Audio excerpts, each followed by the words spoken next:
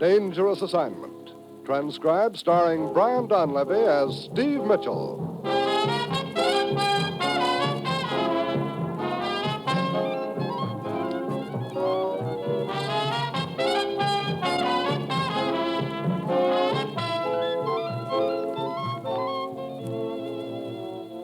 Yeah, danger is my assignment. I get sent to a lot of places I can't even pronounce. They all spell the same thing, though, trouble. But when I walk into the commissioner's office, I don't realize that this assignment's going to prove that sometimes the guy who tries to take somebody for a ride ends up getting taken.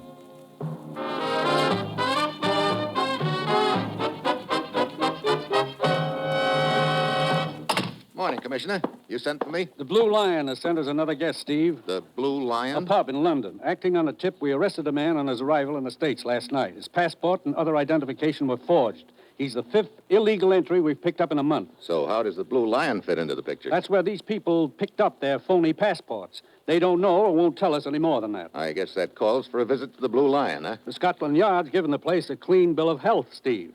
The owners are well-known, respectable, and I doubt the man behind this racket is still using the place as a rendezvous, since so many of his clients have been arrested. Any other leads, Commissioner? Several days ago, a crew of workmen found a small package behind some loose bricks in the basement of a house in St. Margaret's Mews in London.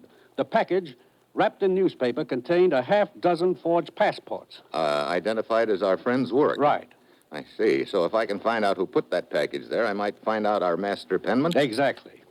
Mm-hmm. And the date on the newspaper, Commissioner? Brace yourself, Steve. April 29th, 1945. 7 years ago. You mean that package was stashed away all that time? Right. I know it's a long shot and a cold trail, but we've nothing else to go on. Get over there, Steve. Check with Inspector Jellicoe of Scotland Yard. Find out what you can about that house in St. Margaret's Mews. Pick up the trail and nail the man who's running this passport racket. Well, that's it. You've got your assignment. Good luck.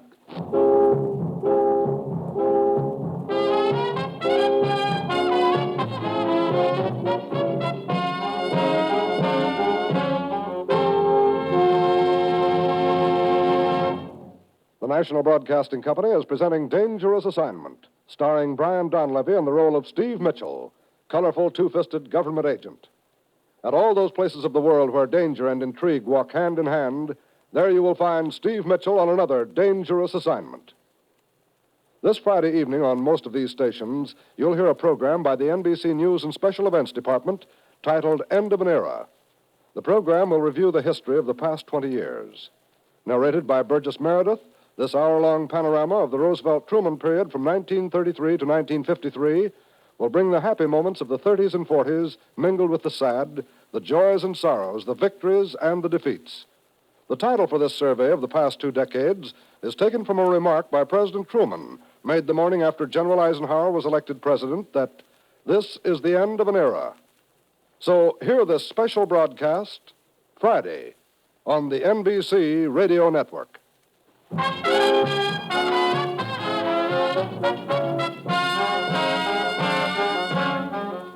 Sure, I've got my assignment. Get over to London and track down a master penman who's running a flourishing racket and phony passports, and all I have to start with is a package wrapped in a 7-year-old newspaper.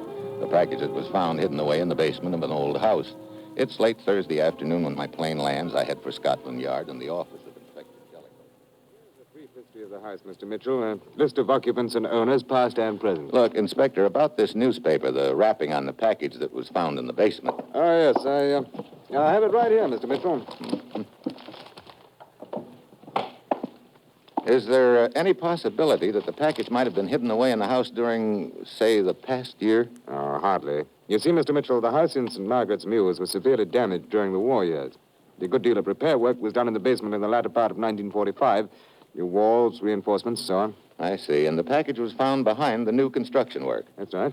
Exactly when did this repair job begin, do you know? Let me see. Yes, here we are. The work was begun in August of 1945. And this newspaper is dated April 45. Well, that narrows it down to roughly 3 months when it could have been put there. I wonder why the package wasn't removed during that time. Why he didn't come back for it. Yeah, it's hard to say. Who owned the house then, Inspector? Oh, it's in the report here. Let me see. Yes. Ian Mackay, the second cousin of Sir John. Live there alone? He was with the Royal Air Force at the time, living at the house with his wife, Emily, 2 youngsters, Ronald and Valerie. Any servants? 3, yes. An elderly couple named Denny and a maid named Clara Fitzsimmons. Where are they now, do you know? Well, Ian Mackay was killed in a plane crash in 1946. His wife remarried 3 years later and is now living in Canada, and the children are with her. The Dennys are both dead. And as for the maid, Clara, well, we haven't been able to track her down yet. Who could have had access to that basement other than the people living in the house?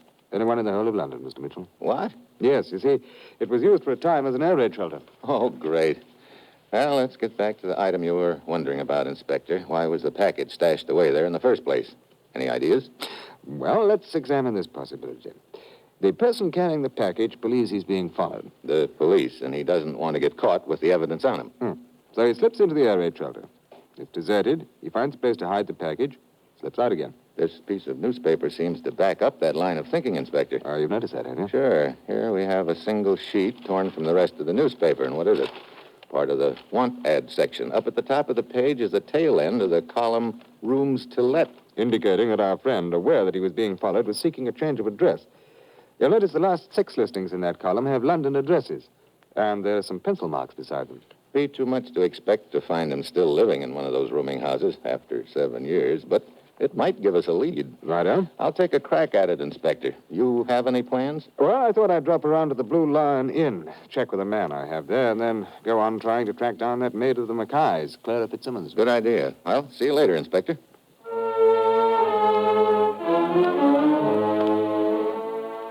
The odds on our long shot are growing, and the chances I'll find the gent I'm after look slimmer by the minute as I start out with my list of addresses. The first one is a bust. The same goes for the next address and the next. Things must have been tough in April. 4 down and 2 to go. Now it starts to rain. I rush on to the next place, 61 New Romney Road. Come in, dearie. At the door, the landlady, a rather large one, greets me. There's a pleasant air about her, and that air includes a faint trace of gin. I settle down into a heavy overstuffed chair. 45, you say? Well, now, dearie, that's going to take a bit of thinking, I'm afraid. You don't keep a record of your boarders, Mrs. Farland. Never bothered to. Might I offer you a little nip of something? I always have a small glass before supper. Helps the appetite, you know. Thanks, but I'll skip this round if you don't mind. Also takes the chill out of one's bones. Nasty weather out, ain't it, dearie? So it is. Now, about this advertisement, Mrs. Farland, it appeared in the Dover Times on April 29th, 1945. Well, I don't seem to recall it at the moment, but if you say so. Here's a copy of the paper. Oh, yes, so I see. 1945. We'd had it proper, if you know what I mean. 41 was a nasty year it was. Dreadful. Them Nazi bombers over there day and night. I'm trying to locate a man who might have answered this ad, Mrs. Farland. That was more than 7 years ago, dearie. I know. It's going back a long time, but there's something in the back page of this paper that might spark your memory. It's the continuation of a story regarding Mussolini. No, him. What about Baldy? He was killed at Lake Como the day before, April 28th, 1945. Was it really? That's right. Help any? Of course it does. I remember it clear as crystal, I do. Stella and a young man were supping with us. They'd just got married. Stella? One of my roomers. Been with me for 5 years. Oh, for Mo now. Just Stella's room was advertised in the paper. Of course it was. It all comes back to me now. I rented the room the very next day. And do you recall who took that room, Mrs. Farland? Well, I'll never forget it, dearie, never. It was a gent named Pinto. Jaggers Pinto. I'm a good judge of character and all that, dearie. But Mr. Pinto was my first mistake. Oh, what happened? Police came for that nasty little twerp the day after he moved in. What? That's right. With his fine manners and all, he turned out to be a common burglar. Smash and grab man, you know. Got 5 years, as I understand. Thanks, Mrs. Farland. That's all I wanted to know.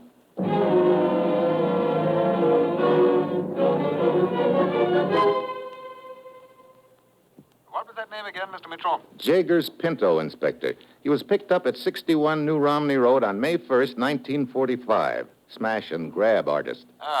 Served 5 years. That could explain why the package wasn't picked up from the basement.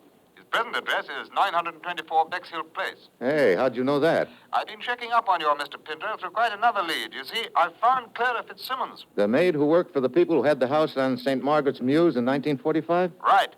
She's a barmaid now, and her married name is Mrs. Yeager Pinto. Oh, brother. Wait a minute. Did you say a barmaid? I did. And just where is she working? Can't you guess? Yeah, the same pub where those people we arrested picked up their phony passports. The Blue Lion Inn. Right.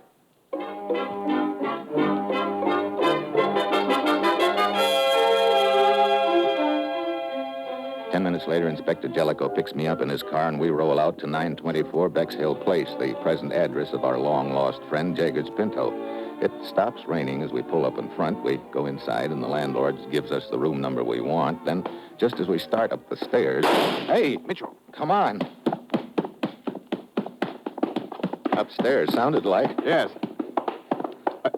Look, there on the floor. Yeah.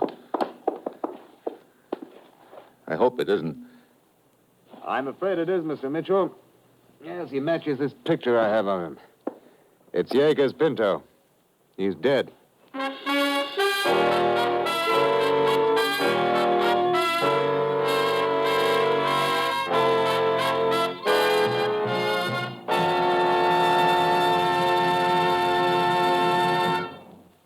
Steve Mitchell will continue his dangerous assignment in just a moment. If your child can run and skip and jump, he's lucky. Just think how you'd feel if he'd been crippled in last year's record infantile paralysis epidemic. More than 186,000 Americans, most of them children, were stricken by infantile paralysis in the last 5 years. And last year's polio epidemic was the worst on record. Would you like to save 30 million children from attack by infantile paralysis? Well, it takes millions of dimes and dollars spent in medical research before a protective vaccine is discovered. And now your national foundation is $7 million in debt. Yes, the 1952 blow of polio has gotten its fighters rocking on their financial heels. And remember, you can't fight your child's enemy just by wishing. It takes giving, your giving. Take a walk now, won't you, so the polio-stricken may walk later? Join the 1953 March of Dimes.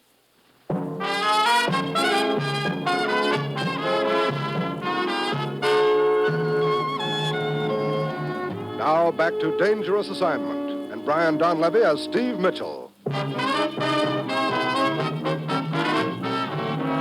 The inspector and I set up headquarters in the parlor to question the boarders. The first one we talked to is a Mr. Sam Cathcart. Two of us was having a pint of beer up in his room, we was. Pinto's room? That's right. There was a knock on the door. Pinto went and opened it. Did you see who it was? No, sir. I was sitting on the other side of the room. I heard Pinto say, "Oh, it's you." Then he stepped out into the hall and closed the door. I sat there several minutes, and just as I was about to go and see what had happened to him, I heard that shot. I ran outside and down to the back hall, and, well, they were you two gentlemen bending over his body. Blimey.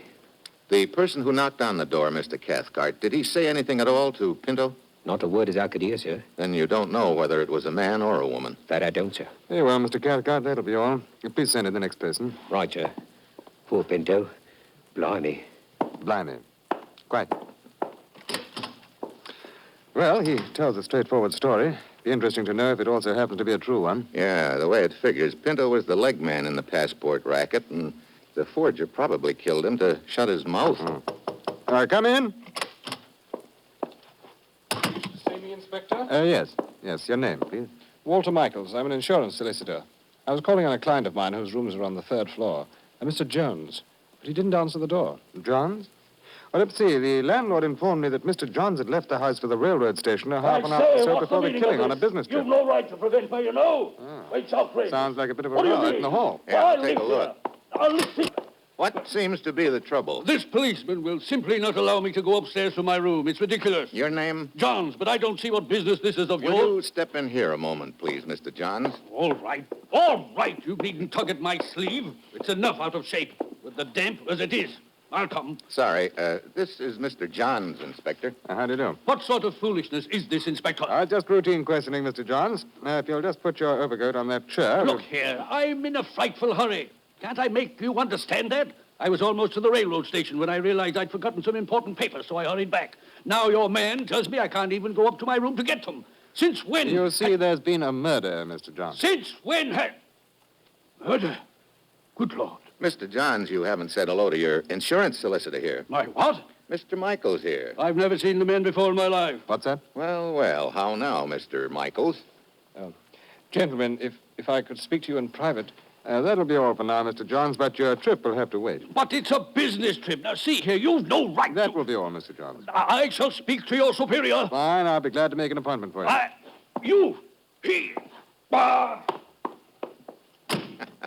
Sounds like my old college yell. Quite. Good night, Mr. Michaels. Well, I really came here to see Dora Mays. She has the room across the hall from John's. Your girlfriend? Yes. We had quite a row last night. I had a date tonight to thrash the whole thing out, but she didn't show up. So you came here to her room? Yes, but she was out. That's where I was when I heard the shot. Why didn't you tell us this first off, Mr. Michaels? I was afraid it would get back to Pater. I see. You chaps don't seem convinced, but that's my story. Take it or leave it. Before we take it, Mr. Michaels, we'll check it.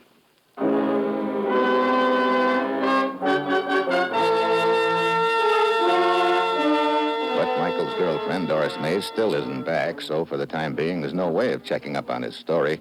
I leave Inspector Jellicoe at the rooming house to continue the questioning, borrow a police car, and head for Mrs. Pinto's flat to break the news to her about her husband. End up like this. I guess that's why I left him. You were separated? It's been a year now. I see. Mrs. Pinto, as I understand it, you were a maid in the house on St. Margaret's Mews back in 1945? That's right. Pinto came to see me one night. I let him hide down in the basement. That's when he ditched the package of phony passports down there. I suppose so.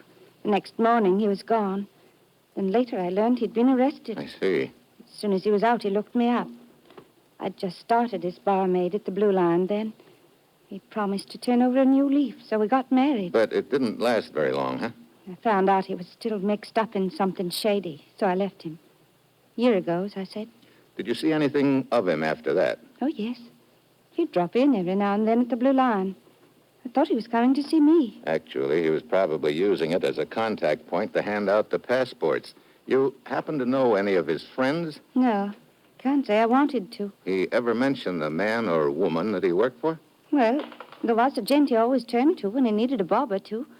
Tracer was his name, I think. Tracer? The old Tracer will fix me up, he always used to say. Wait a minute. Tracer was probably a nickname, and it would sure fit a passport forger. That's probably the boy I'm after. Did you ever see him? Not that I know of. Pinto used to talk to him over the telephone mostly. Did you ever answer the phone when he called? Oh, yes. You think you might recognize his voice? I might. Is there a phone here? No, but there's a phone box down the street. Come on. I want to call the inspector and have him line up all the suspects for you to listen to. Mrs. Pinto puts on her coat and we go outside. I step into the phone box and the little light goes on. Just as I start to dial a number, I spot a glint of metal across the street and I hit the floor fast. I dive outside, but there's no one in sight across the street. Nothing but the mouth of an alley and the sound of some distant running steps. I could never catch up to him now. Mr. Mitchell? You okay, Mrs. Pinto? Oh, yes. I jumped into this doorway when it happened. Okay, come on. I've got a police car down the street. Huh. What is it? Mrs. Pinto, you told me you hadn't been out of your flat all evening, didn't you? That's right. Earlier this evening, while we were looking for Pinto, it started to rain. What about it? It rained for just about half an hour. It stopped just as Inspector Jellicoe and I arrived at Pinto's rooming house. I don't see what all this has to do with Your the... coat sleeve is damp, Mrs. Pinto. Why, You didn't tell me the truth. You were out of your flat this evening during the time it rained. but... Yes, I was. Where'd you go? I started for Pinto's rooming house to tell him the police were making inquiries about him. Halfway there, I changed my mind. I came back. You sure you didn't go to the rooming house? Quite sure. Hey, hold everything. The damn sleeve. What about it? I told you. Yeah, you just told me the answer.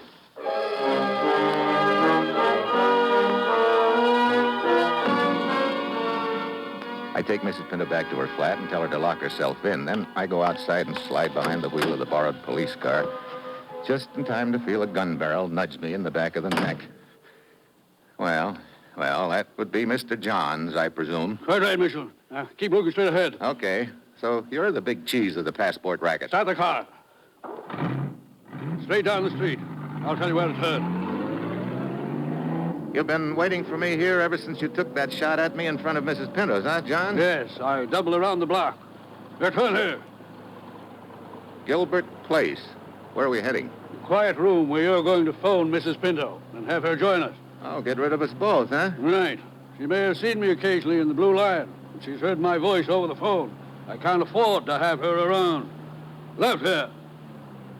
Epping Square. You knew it was I in the car as soon as you felt the gun barrel. How? When you put on the act about storming back to the rooming house for some forgotten papers, I remembered the sleeve to your suit was damp, but you were carrying your topcoat over your arm. Sir. That meant you got caught in the rain without your topcoat when you went out the first time. Your plan was to make a departure, then sneak back and kill Pinto, which you did. You also picked up your topcoat. It took me until now to put the pieces together. Rather neat. Now, wait. There's a police car ahead of us. Turn around. Back! Okay. Back the way we came to the first turn. Right. And then... another police car. What do you know? Slow down. I'm getting out. Sorry, you're not leaving, John. Let go of my wrist. Let go of the gun. Oh. Drop it or your wrist goes with it. No, Oh. My, but you're hard to convince. Now, just sit back and we'll wait for our friends, the police. How could they follow us? How did they know where we were? Real simple, Johns. This is a police car, remember? When I reached down to start the car, I also flipped the radio switch. We've been on the air all this time. The radio? Yep, you sang plenty. That's how come you got the business. Matter of fact, you might call it a singing commercial, huh?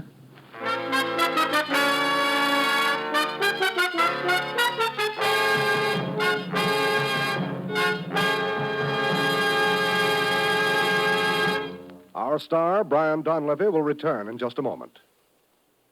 Here's another reminder about NBC's special program, The End of an Era. The End of an Era will survey the past 20 years in our nation's history. During the program, we'll recall when Eddie Cantor was singing Potatoes Are Cheaper, and Neville Chamberlain announced that he had brought peace in our time. Those were the days of Hugh Johnson and the Blue Eagle of the NRA, the time of Cab Calloway's Heidi-Ho. Those were the times of the sidewalk apple peddlers at street corners, of the hit song, Brother Can You Spare a Dime, of swing music such as The Music Goes Round and Round. As NBC presents this special survey, listeners will hear again Franklin Roosevelt's inaugural address in 1933, Hitler's angry speeches, Churchill's magnificent replies, the thud of bombs, the rhythm of marching feet, the events at Pearl Harbor that made December 7th, 1941, a day of infamy. Yes, be sure to hear this full-hour documentary program, End of an Era, Friday evening on most NBC stations.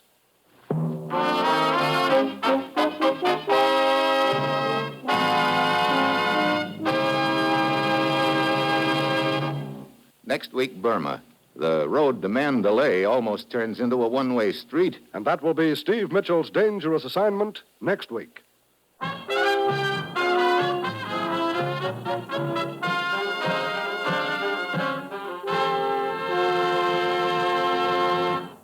Included in tonight's cast were Virginia Gregg, Ben Wright, Don Morrison, and Dan O'Hurley. This is John Storm speaking.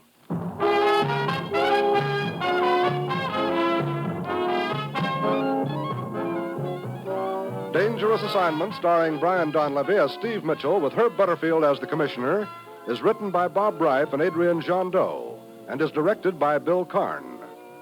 Be with us again next week at this same time when Brian Donlevy, starring in the role of Steve Mitchell, will embark on another transcribed Dangerous Assignment.